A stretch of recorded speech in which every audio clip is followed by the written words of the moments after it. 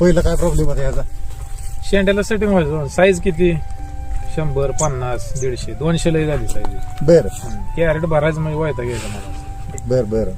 पण आणि आता आणि अशी खोडावर 100 माल लागत नव्हता अगोदर सगळं शेंड्याला वरच लागणार. किती वर्षाची बाग आहे? चौथं पीक आहे. चौथं पीक आहे. म्हणजे चौथ्या पिकाला तुम्हाला काय फरक झाला नवजीवन वापरले? काय जाणवलं ट्रीटमेंट केली? पहिल्यांदा तर आपल्याला आता खोडावर कळी जास्त महत्वाची पहिला ती निघली. ती निघली खोडा. आणि मला साईज पहिल्यापेक्षा चांगली वाटते कळी.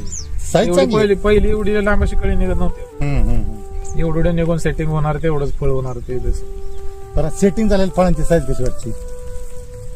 अशी साईज म्हणजे सेटिंगच होत नव्हतं. असं गोल व्हायचं जागेला. हा सगळं लंब गोला सगळं लंब गोला करा लांब झाले असं. लांब लचक आणि लंब गोला. बघत बघत मोठं होतं फळी. हो, असं वाटत मोठं नव्हतं एवढं त्या दिवशी. तर आता हे माल बघा ना सगळा आतला सगळा लाकडावर आहे. सगळा लाकडावर आहे. आणि तुम्हाला सेटिंग झालं तरी हे माल लागत राहणार आहे. कळी निघत राहणार आहे कायमस्वरूपी.